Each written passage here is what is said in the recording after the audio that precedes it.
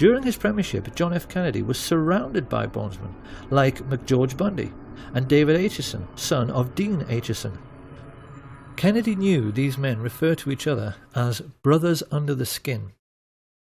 They swear an oath of secrecy and then ruthlessly vow to help each other's careers in any way they can throughout their lives, even if it means committing murder.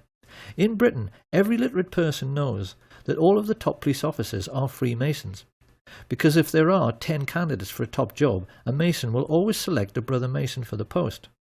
Skull and Bones works the same way, and JFK took this problem so seriously that he even made speeches warning America about the danger of secret societies.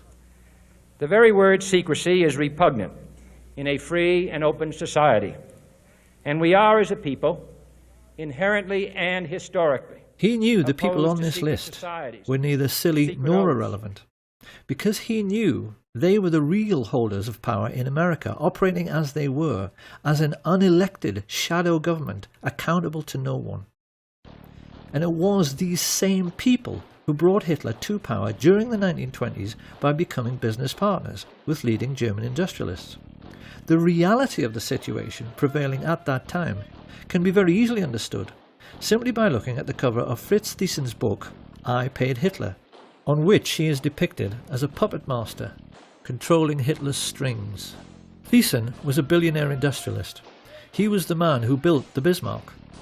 His company, United Steelworks, made 3/4 of all Germany's steel, and he joined together with Skull and Bones members Prescott Bush and George Herbert Walker to financially assist the Nazi Party. Together they recruited head of the German central bank Hjalmar Schacht to the fascist cause, and then combined with other leading industrialists to sign the letter which convinced Hindenburg to appoint Hitler as Chancellor on the 20th of February 1933. Had anyone inquired around this time about the postal address of the Nazi Party, they could legitimately have been told that it was 39 Broadway, Manhattan, New York, because this was where Averell Harriman, Prescott Bush and George Herbert Walker kept their office. And being no fool, Fritz Thyssen used their banking services to set up secret cash funds funneled through another bank in Rotterdam, the Bank voor Handel en Scheepvaart, to finance the building of the first official Nazi Party headquarters, the Brown House. This was all done with the full cooperation of the Dutch bankers, who orchestrated this entire sinister business with the assistance of the Thyssen family lawyer, Allen Dulles. Of course, the Germans themselves were ecstatic. We've all seen the newsreels from that time in which they are stomping around in their jackboots, acting like a master race, because they had swallowed the propaganda that they were being led to glory by a Superman who had rebuilt the economy and Germany's infrastructure all by himself. This was a lie. Hitler didn't have any money.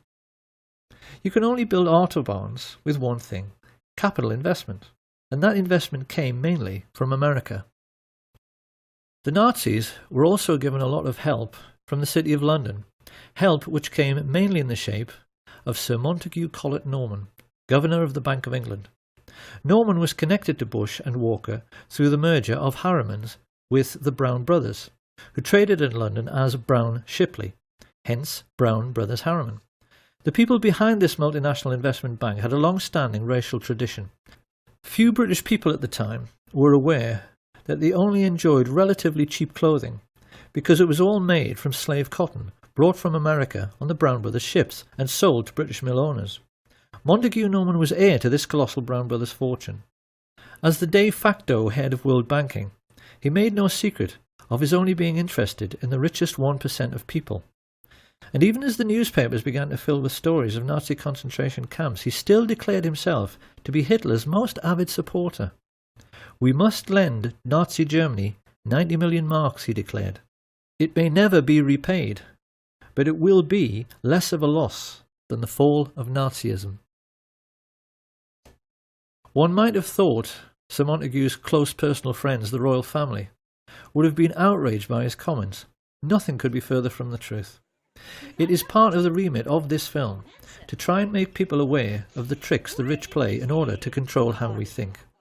George Orwell once said that the ruling class in every age have tried to impose a false view of the world upon their followers. And there's no better example than the way in which the British have been duped into believing that their royal family are called Windsor and descend from English kings like Henry VIII. The British royal family are, actually, German, and their real name is Saxe-Coburg-Gotha. They only changed it to Windsor after Windsor Castle in 1917 to hide the fact that they were German during the First World War.